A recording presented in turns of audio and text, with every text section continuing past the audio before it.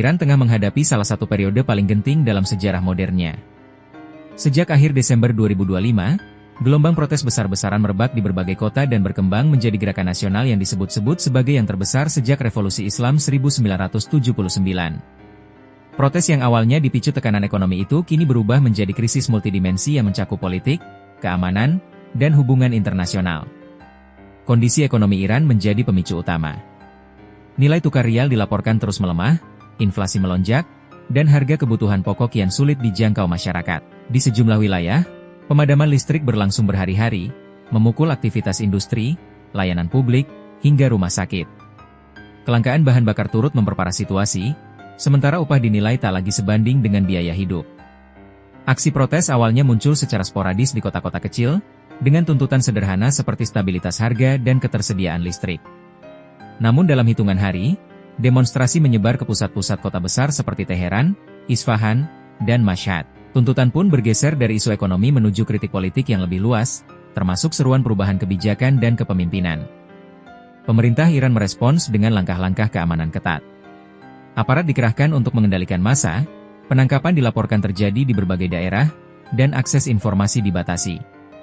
Salah satu keputusan paling signifikan adalah pemadaman internet hampir total, yang menyebabkan Iran praktis terputus dari dunia digital global. Lembaga Pemantau Internet Internasional mencatat penurunan trafik hingga lebih dari 90% pada puncak krisis. Di tengah situasi tersebut, narasi resmi pemerintah Iran mulai menyoroti dugaan keterlibatan pihak asing. Otoritas Iran merilis sebuah video yang diklaim memperlihatkan agen-agen Mossad, Badan Intelijen Israel, melakukan aksi sabotase terhadap fasilitas strategis seperti instalasi minyak, jaringan listrik, dan telekomunikasi. Pemerintah Iran menyatakan kekacauan yang terjadi bukan semata akibat krisis domestik, melainkan bagian dari operasi destabilisasi yang terkoordinasi dari luar negeri. Tuduhan tersebut segera memicu perdebatan internasional. Sejumlah pengamat menilai klaim Iran harus diverifikasi secara independen, sementara pihak lain mengingatkan bahwa konflik antara Iran dan Israel memang telah lama berlangsung dalam bentuk perang bayangan. Dalam beberapa tahun terakhir, kedua negara saling menuduh terlibat dalam serangan siber, sabotase terbatas, dan operasi intelijen rahasia. Israel sendiri tidak memberikan konfirmasi atas tuduhan sabotase tersebut.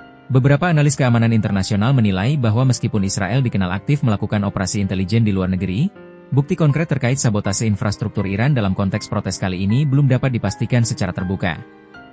Sementara itu, dinamika semakin kompleks dengan pernyataan terbuka dari Presiden Amerika Serikat, Donald Trump.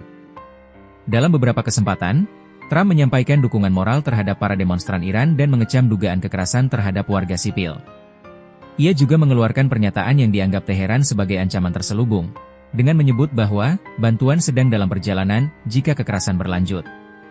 Bagi pemerintah Iran, pernyataan tersebut memperkuat keyakinan bahwa protes yang terjadi tidak sepenuhnya spontan. Hubungan erat antara Amerika Serikat dan Israel turut menjadi sorotan, terlebih setelah muncul laporan media internasional mengenai koordinasi diplomatik dan keamanan antara Washington dan Tel Aviv terkait situasi Iran.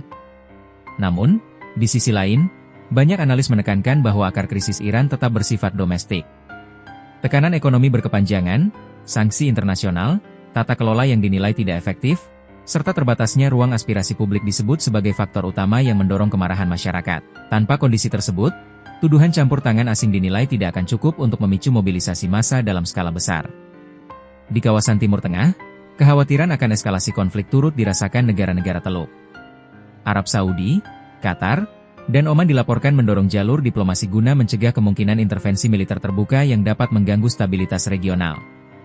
Selat Hormuz, jalur vital pengiriman energi dunia, menjadi perhatian utama karena potensi gangguan akan berdampak langsung pada ekonomi global. Dari Teheran, pernyataan bernada peringatan disampaikan oleh Menteri Luar Negeri Iran, Abbas Araghchi. Ia menegaskan bahwa Iran tidak ingin konflik meluas, namun siap menghadapi tekanan apapun. Pesan tersebut ditafsirkan sebagai sinyal bahwa Iran berupaya menunjukkan ketegasan tanpa menutup pintu diplomasi. Hingga kini, situasi di Iran masih berkembang dan sulit dipastikan kemana arahnya akan bergerak.